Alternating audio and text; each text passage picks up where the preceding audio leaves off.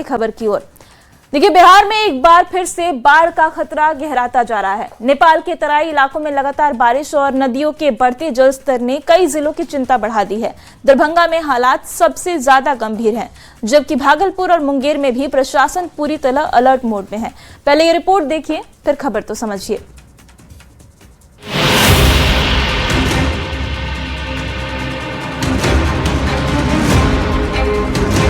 नेपाल के तराई क्षेत्रों में लगातार हो रही बारिश और कोसी बैराज से छोड़े गए पानी का असर अब बिहार में साफ दिखाई देने लगा है।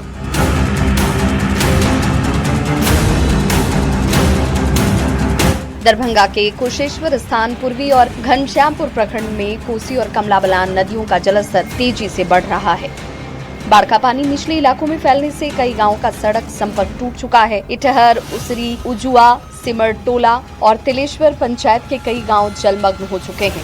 प्राथमिक विद्यालय लक्ष्मीनिया और इटहर पोखर भी बाढ़ की चपेट में है। किसानों की फसलें डूबने लगी हैं और लोगों की मुश्किलें बढ़ती जा रही हैं। देखिए, बाढ़ का पानी आने से गांव का संपर्क टूट चुका है। देख सकते हैं कि पानी का इतना ज्यादा सा रौद्र रूप हो गया है। पानी का देख सकते हैं काफी तेजी से बढ़ रहा पानी और गांव में निचले इलाके में घिर रहा है। गांव का संपर्क टूट गया है।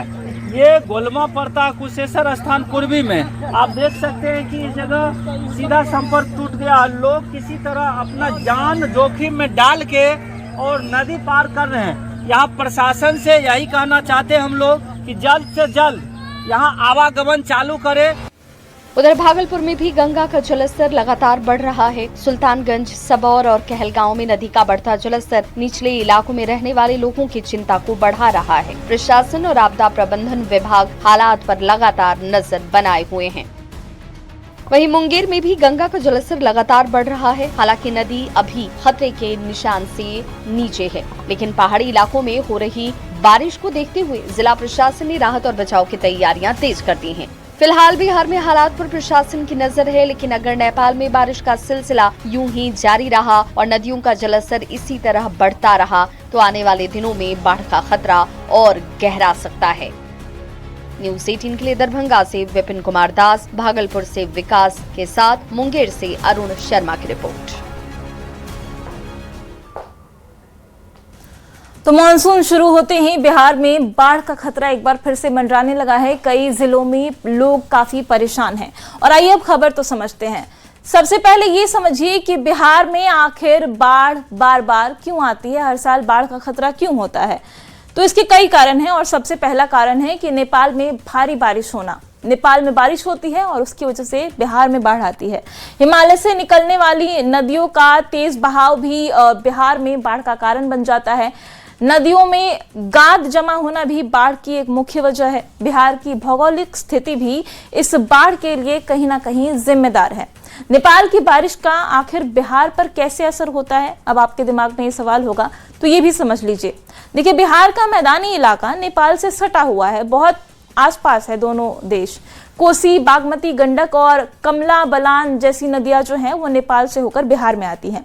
नेपाल के पहाड़ी इलाकों में भारी बारिश हो रही है इस वक्त और नेपाल की बारिश का पानी नदियों से होकर बिहार में आता है। कोसी नदी इसमें सबसे ज्यादा तबाही मचाती है। नेपाल की कई नदियां कोसी में जाकर मिलती हैं, जिसकी वजह से कोसी का जलस्तर बढ़ जाता है और वही पानी बिहार में आता है, जिसकी वजह से बाढ़ आती है। और यही वजह है कि कोसी को बिहार का शोक भी कहा जाता है। ज्यादा पानी होने पर अब नेपाल में बांध खोल दिया गया है, जिसकी वजह से बिहार में पानी बढ़ गया है। बता दें कि वाल्मीकि नगर, गंडक बराज और इसके अलावा कोसी बराज से भारी मात्रा में नेपाल से पानी छोड़ा गया है।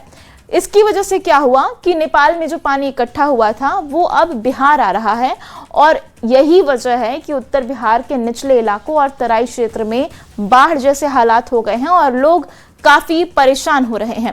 और इसके साथ ही खबर तो समझिए में अभी के लिए इतना ही, लेकिन न्यूज़ 18 बिहार झारखंड पर खबरें लगातार जारी हैं।